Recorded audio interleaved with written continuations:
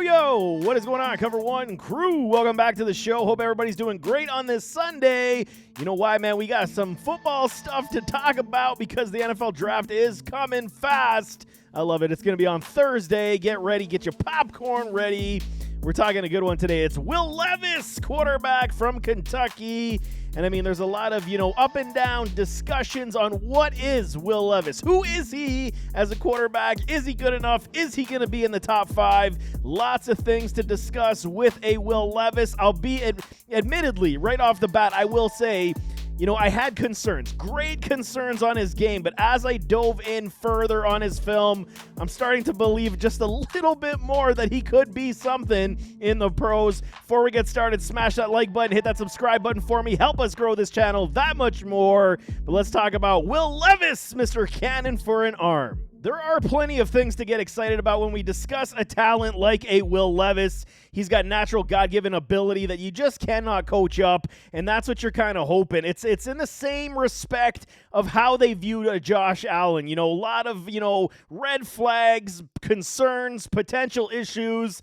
But the natural God-given talent was there. Can you morph this player into something of an elite passer in the pros? Let's dive into those measurables first before we discuss the pros and cons. He stands 6'4", 229. He is stout and put together. 23 years of age. Played in 38 contests. 64.9% completions. 5,876 yards. 46 touchdowns to 25 interceptions. It is not necessarily the best stat line when it comes to the TD to interception ratio.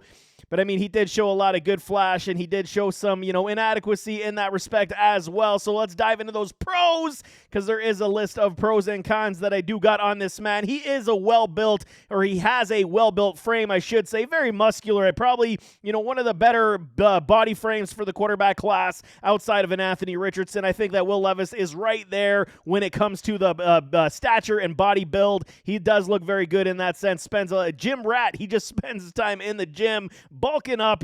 That's what he is. Fantastic arm talent. We'll start there. Everybody knows what it is. It's top end. The pass velocity to me is elite. The release to me is elite. And the great flick off the wrist to get aid in that beautiful release. It is like, when we discuss, nobody's going to be Dan Marino 2.0, but when you're talking about a release that just snaps off the arm, John Elway had it, Dan Marino had it, I think Will Levis has it as well. It is that quick, and I believe his velocity is the best in this class. It is so clean, so quick, and so strong. He gets it out of the out of his rotation extremely well. And when he can go deep, he can launch it deep. He can go 70, no problem. But it's the pass release and velocity that I think made me like his game that much more, because he can fit the ball into the tightest of windows. He is very good in that respect. The hip torque is actually very good to great, and I was very pleasantly surprised. He does have a lot of good technique, rounded out already in his game. Yes, he's got to improve some others, but the hip torque, when he does hit it, it assists in that arm talent. He just launches it downfield, and it's all with the technique. Hips move and twist properly as he's throwing the ball downfield. Very, very good in this man. He can make most of the throws. So for me, as I scout these players, can you do it once? Can you do it twice? Now you start to, get me to take notice, and I've seen him do most of the throws, majority of the throws more than once, and that's a positive. He doesn't struggle with a lot of throws. It's just consistency, and that's a problem when you talk about younger quarterbacks that are learning how to understand their own mechanics with reading the defenses and in the game. So I do believe that there is going to be some growing pains when it comes to Will Levis, but I've seen him make a lot of the throws. The tight window throws are there as well. So I do have encouragement that this could be the building blocks as he gets into the NFL. He does have average touch on the ball. I don't think it's necessarily a con, but it's not great, and that's kind of where it's maybe a mix of a pro and a con. I think that I wanted to see more touch on the ball. It's not quite there yet, and I think that's his greatest weakness right now, where he's just trying to launch the ball into his wide receiver's hands as hard as possible, and he's got to understand when to put a lot more finesse on that ball. Just not great. It is average at best. Seen him do it enough to say, yeah, okay, it's a work in progress. It will get there eventually. I'm fairly certain it will get there, but it's just not 100% at this point. Very good at executing the play action pass, and he's probably the best in the class in this respect as well. He did play a lot under center. There is pro style scheme here at Kentucky as well. So you got to understand he can do a lot of that, and that's going to make a lot of NFL scouts and coaches, lick their chops to understand that he could be a day one guy for them as well. It's very interesting, the conversations that are going around talking about Will Levis and the Indianapolis Colts, especially saying they're absolutely enthralled and in love with his game. Infatuation is very high. He stands in the pocket versus pressure extremely well. He will not necessarily, be afraid to take the hit, and that's a big positive. He does stand 6'4", 229, so he's not, scared. He's got the body to at least take the punishment, and he does it very well. He stands in that pocket. He's going to try to throw that pass, and he will take some hits, so it's very good. Footwork is very strong in a Will Levis as well. He's kind of bouncy on those feet, almost kind of like he's on the balls of his feet, on his toes a little bit. It's very nice, and I mean, it assists him when he progresses the field, where he's going left to right. You can see he's kind of bouncing his feet just a little bit. He's never really flat-footed that I took notice of. That was a big glaring concern. Very bouncy feet in the pocket. Footwork looks very good to me. It's not happy feet. Very bouncy and like a reactive. It's a good trait. No kidding, man. Very good lateral steps in the pocket as well. I think where, we discussed some of the other quarterbacks like a Hendon Hooker, like a Anthony Richardson, where their step up in the pocket was very good. I think the lateral movements for a Will Levis is actually much better in this respect than his step up. It's kind of the reverse on that, but he does navigate the pocket fairly well. Not going to say it's great at this point, but he does navigate it pretty well, especially when he goes side to side and buys himself a little bit more time to find his wide receivers down the field. He can also escape the pocket fairly well. He's a decent running quarterback. I mean, you want to put it into, I heard somebody say he's a runner like Baker Mayfield. I think he's a touch better than a Baker Mayfield. He's got that, he's not afraid to take the hits in the open field either. So you're talking like maybe a lesser Taysom Hill type of quarterback in that respect, but he does have much better arm talent and the ability to round out his arm talent that much more. The 2021 tape, bar none, much better than this past year in 2022. So if you're studying a Will Levis, you got to go back to 2021, because I think that's the tape that you're actually going to like a lot more, because I sure did. There was a lot of good positives in that one, but for the cons, there's some cons, and I mean, there was a lot of naysaying from me when I was watching the 2022 film, and there was a lot of concerns with his film, and maybe I'll start there. It was the fact that, he did play with a lot of injuries, the foot, the shoulder, the finger, and he still performed. He still came out and played. So it does show a lot of heart and toughness in this quarterback, which is a big positive. Okay, so I'm going to start there when we discuss his 2022 season and say that, maybe he was dealing with too many injuries this year. Maybe he should have sat out a few, but he knew what was on the line at the beginning of the college football season. There was a lot pegging him to be the number one overall pick in this NFL draft, as well as being the front runner to win the Heisman. There was a lot of chatter going on as the college football season started this past year in 2022. But we jump back to the top, man. Character and attitude concerns. This isn't mine. I'm reading what I hear from the scouts in the room, and they're discussing there's potential here. The combine interviews, he did not necessarily impress a lot. Take that with a grain of salt. There's a lot of BS that gets spoken about a lot of these players when it comes to character issues, and if you don't have something concrete, I don't think it's very fair to put it on the guy. I'm going to say when it comes to character and attitude, there's a very fine line when it comes to cocky and confident. I'm totally fine with a guy who's confident and treading that line on being cocky if he can show it on the field. If he's like a Baker Mayfield, he's cocky and arrogant style and he can't perform, that's when you got the problems, and you're going to lose the fan bases very quickly. So if you have that type of, swagger to yourself where you are that confident quarterback, you just got to make sure that you're producing on the field. Otherwise, everyone's going to turn on you very fast. I'm not overly concerned with the attitude at this point. He seems like a decent enough dude. Does some weird things with the mayo in the coffee. I don't know what that's about. But, I mean, we'll move on. Ball placement, inconsistent.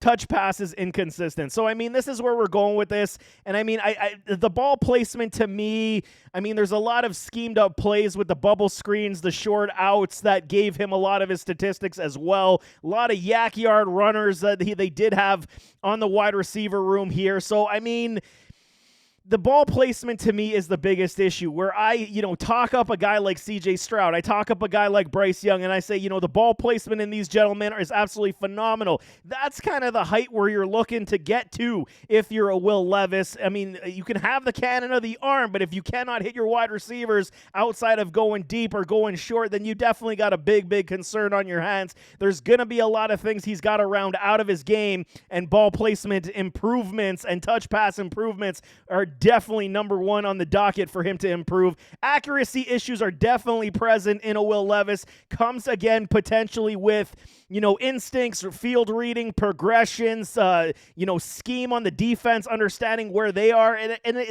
it's one of those situations where is it enough starting game time? Perhaps. And I mean, I think he needs a lot more tutelage. He needs a team that has an offensive coordinator that he can build with for the next 2 to 3 years. And I think we'll see the best out of a Will Levis in that respect. If he continues to get, offensive coordinators that are revolving door, it's going to be a big problem. He desperately requires someone to be on his hip the entire time, coaching out his game. And then we'll see, man. Pocket presence is average to me, even though I do like the side-to-side steps. Okay, it's average at this point because there is improvements that he can make. Stepping up in the pocket is one of them. He does understand at least how to, create more time, but I do want to see that improved as well. He benefited from great yak yard wide receivers, no question. I mean, we saw even in this 2022 season, he did lose Wan'Dale Robinson, and that was a big miss as well. So you got to understand what he was working with. The talent wasn't necessarily as good as a Wan'Dale, you want to say, but it all comes to, the same whole, body of work of what we're talking about. So did the wide receivers uplift a Will Levis? You can make that argument when it comes to Wan'Dale Robinson, but he did get a lot of yardage from those yak wide receivers. And I mean, I don't want to bash his game overall because I do believe in the God-given talent that you cannot teach. It is extremely important, but he did, in this case, benefit from some good quality wide receiver work. No kidding, man. He had a lot of dreadful moments in 2022. So then you go back to the injury aspect. You say, was he playing hurt too much?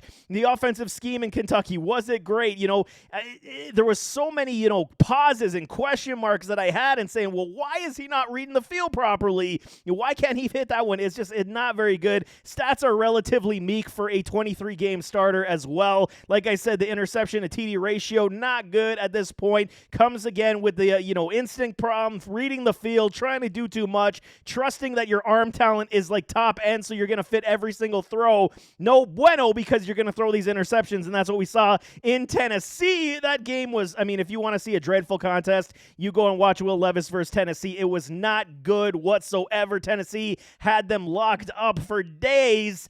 And you only got the stat people who look at the box score only are going to say, what do you mean? He had 200 plus yards. He was fine. No, there was garbage time productivity that lifted his stat line, but he did look very bad through some really errant passes, poor judgment. On the flats, on the outs. And these are the types of things that's a coachable trait, I do believe. He was trying to do too much. He was trying to trust his arm talent a little too much in those contests.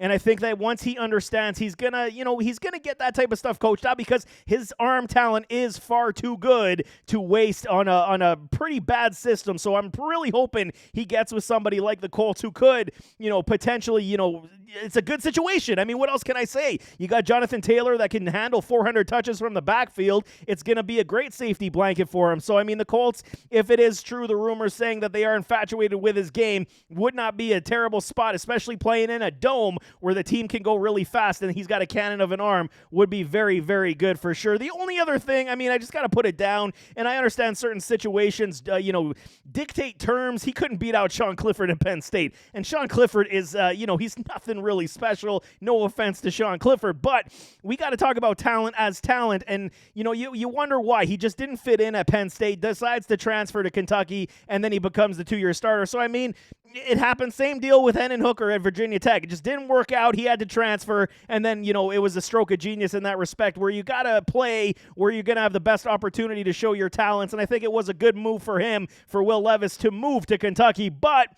there are a lot of situations here where there are some good quality pros because it's God-given talent that you cannot teach, and then there's some teachable aspects of his game that do land here in the cons. But for grading purposes, I do like his game. I started growing a little bit more. Am I over the moon, excited about a Will Levis? I'm excited.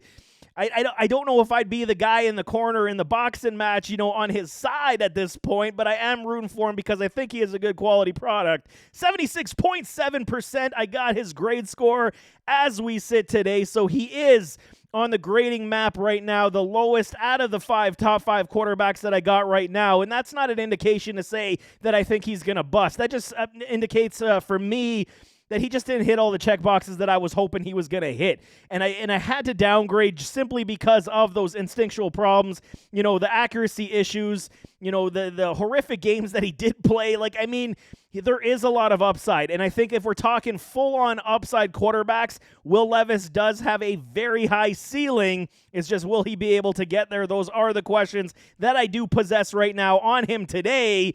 But I do like his game. It did grow on me as I continue to study his film, and I do believe there is high potential for him to succeed in the NFL. So there you have it. That is Will Levis, quarterback prospect in the 2023 NFL Draft. And there are some quality quarterbacks in this draft class, and we'll see how it does shake down. We could literally see all 5 of these quarterbacks taken in the top 15. Would not be surprised whatsoever, even though Hendon Hooker may fall into the second round due to that ACL injury. But we're definitely going to get 4 in the top 15. I would almost put money on this, because, quarterbacks are hard to find, and a lot of teams really desperately require that situation improve. But nevertheless, as always, don't forget to hit that like button, hit that subscribe button, jump in those comments, give me your thoughts. What do you think of Will Levis? Where do you have him ranked in the rookie quarterback ranking class? Throw it in the comments. We can definitely talk it out, but we'll see you next time. I am out.